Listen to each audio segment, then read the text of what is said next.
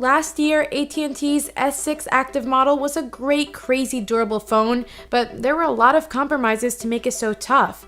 But this year, with the S7 Active, there's really no compromises. So if there are no compromises, is there any reason to pick up the normal Galaxy S7 over the Galaxy S7 Active? Well, let's take a look.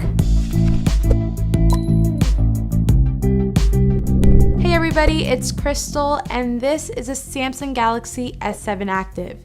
And it's essentially the normal Galaxy S7 in a tougher and durable build. So of course that means you'll still be getting the IP68 certified water resistance with the S7 Active. So on rainy days, your phone will be just fine. If you accidentally dunk it into a pool or drop it in a fish tank, or even if you accidentally spray it with a water gun, it'll be fine. IP68 water resistance means that these devices have been tested to be submerged in 5 feet of water for 30 minutes and they will still be good. Now, does that mean you can have the phone submerged for even longer?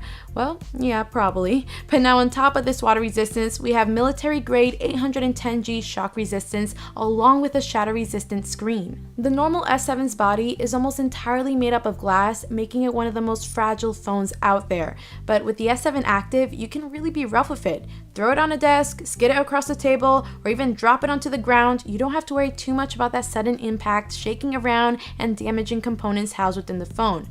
I threw the phone onto concrete from about 5 feet high over and over again without any damage to the screen. It's perfect for those with a more sporty lifestyle, and it's all thanks to this rubberized backing and frame that extends to the front and protrudes ever so slightly above the display. Now, this may be the only area that I would consider to be a compromise. Obviously, this camo backing doesn't look as nice as the reflective Gorilla Glass on the normal S7, but the S7 Active does come in other colors that are miles better, like sandy gold and titanium gray. Yes, it does look like the S7 Active has a permanent case around it, but it's much more nicely designed than last year's S6 Active. It had some questionable design choices like screws drilled into the frame, but this year with the S7 Active, we have a much cleaner and more simple design. For me, I would definitely welcome a step down in the S7's design if it means gaining shock resistance and shatter resistance.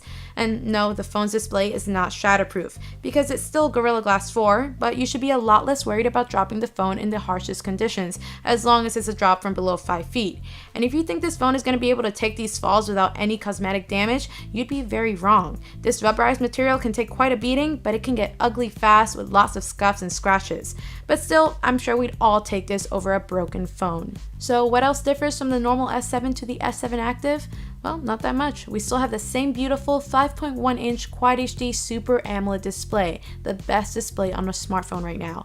AMOLED displays get really nice blacks and punched up colors, and with the high resolution, text is super sharp, especially at this low screen size, creating a pixel density of 577 ppi. That's crazy. Same processing power thanks to the Snapdragon 820 and 4 gigs of RAM combo. So yeah, that's a standard 2016 flagship spec sheet, so everything is super fast. The phone comes with 32 gigs of storage, but if you need more, you can easily slip in a microSD card up to 200 gigs. And since the S7 Active is a little more bulky with its protective shielding at 9.9mm thick versus 7.9, AT&T and Samsung were able to cram a humongous 4,000 mAh battery in there. That's an over 30% larger difference. It's even larger than the Galaxy S7 Edge, which already had crazy battery life.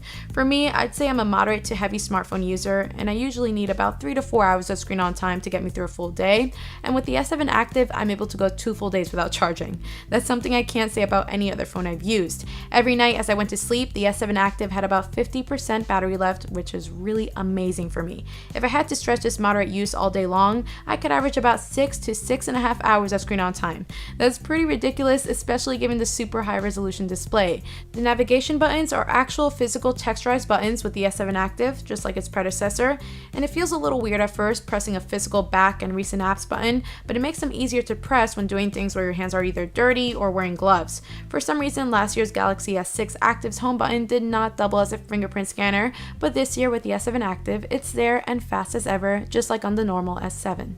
There are some extra little changes worth noting, like the headphone jack has been moved from the bottom to the top, and the weak speaker that we found on the S7 seems to be even weaker with the Active, with it sitting a little further in the rubberized casing. It's a tad quieter and less clear, but at least it's not on the back like the S6 Active was. Still, you fill this up with water, and you'll have to make sure that you blow on it or wait till it dries if you want to be able to hear anything with it.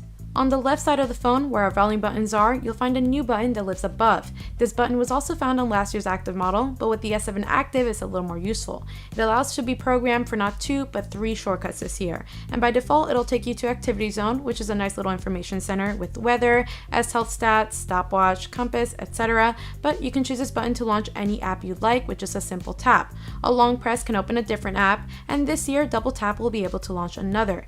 It's a great feature to have, and I feel as though all phones should have this. It's great to program the button for things like Snapchat for snapping quick videos. I actually really love it.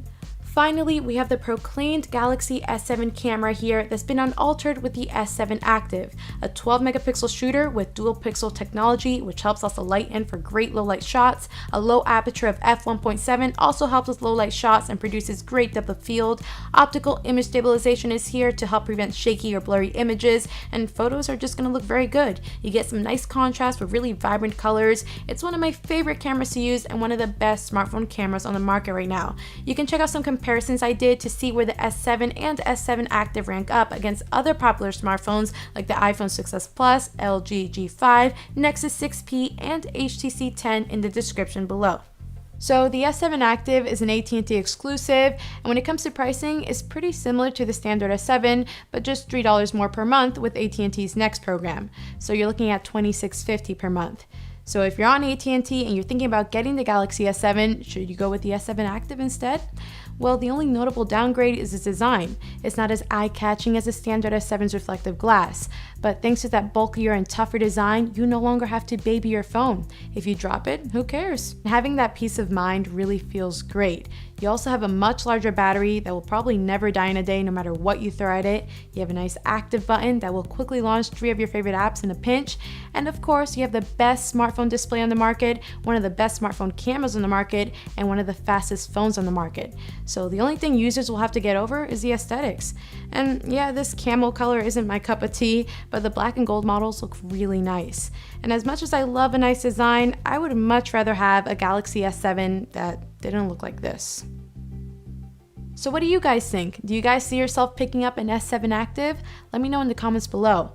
Thank you very much for watching. Leave a like if you enjoyed this video and subscribe for more videos like this. You can follow me on Snapchat, Instagram, and Twitter, and I'll see you later.